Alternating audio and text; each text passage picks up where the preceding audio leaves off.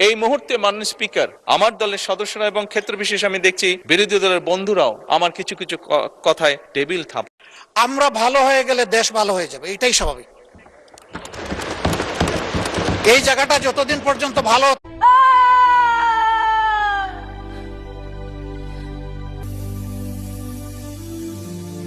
প্রথম চান্সে যদি জান্নাতে যেতে চান, জাহান্নামের কোন স্পর্শ ছাড়া যদি জান্নাতে যেতে চান, তাহলে এই 16 বদভ্যাস থেকে 16টি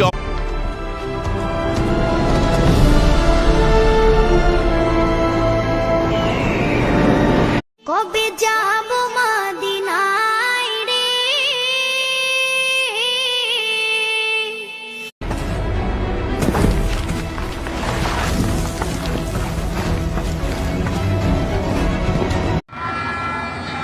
পড়ে গেছে পড়ে যাইতেছি